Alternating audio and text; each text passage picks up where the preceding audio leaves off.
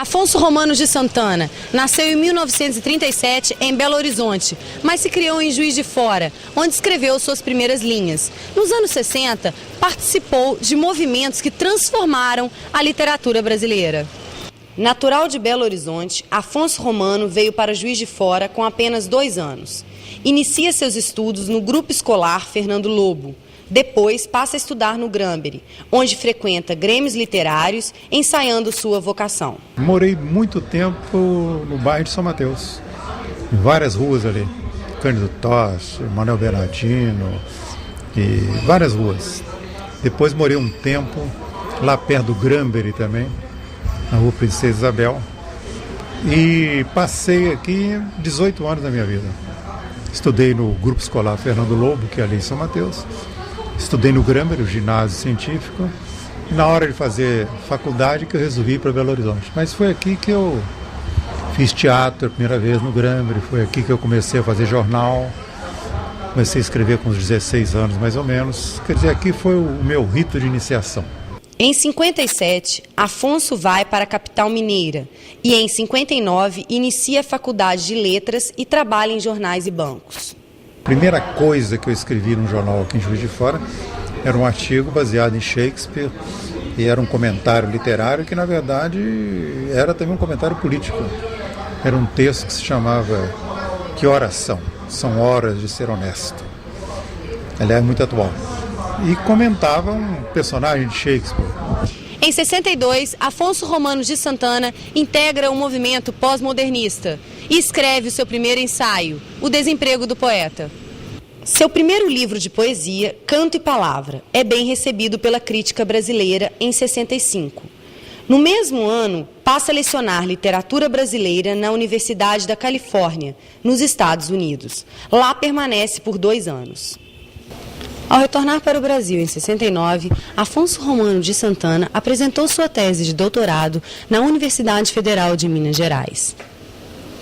Drummond, o Gauche no Tempo, que conquistou 4 prêmios nacionais. O Drummond, na verdade, marcou toda uma geração. E eu comecei a ler Drummond muito cedo ainda, aí com esses 14, 15, 16 anos. E depois, por uma série de afinidades, eu o escolhi como assunto da minha tese de doutoramento. E graças a isso eu acabei estreitando mais relações com ele, trocando correspondências, visitando sua casa e ficando de alguma maneira amigo dele. Depois houve uma série de coincidências também, porque quando ele se aposentou do Jornal do Brasil, o Jornal do Brasil me chamou para substituí-lo. Então houve uma aproximação um pouco maior. Em 71, casa-se com a escritora e jornalista Marina Colasanti, que lhe dá 2 filhas, Fabiana e Alessandra. Em 75, publica seu primeiro livro de poesias, Poesia sobre Poesia. 2 anos mais tarde, volta a lecionar nos Estados Unidos, desta vez na Universidade do Texas. E no ano seguinte, vai à Alemanha ministrar aulas de literatura brasileira. O livro de poemas Que País é Este foi publicado com grande destaque no Jornal do Brasil, nas páginas de política, ainda na ditadura. E em 1984, Afonso Romanos de Santana substitui o grande poeta Carlos Drummond de Andrade no Jornal do Brasil.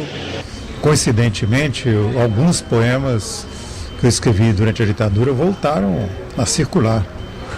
Mesmo esse, O Que País é Este, voltou também a circular na internet, como voltou a circular A Implosão da Mentira, um outro chamado Sobre a Atual Vergonha de Ser Brasileiro, e muitos outros. Outro dia o Turigo Santos, um tremendo violonista, telefonou para dizer que estava relendo uns poemas meus do livro O Lado Esquerdo do Meu Peito. E mais, ele começou a ler uns poemas em voz alta para uns pescadores numa cidade do Rio de Janeiro lá. Eram poemas de fundo político. E os pescadores ficaram impressionados, parecia que estavam falando de hoje, do Congresso, da crise de ética, esse governo que está aí, etc. Então a poesia tem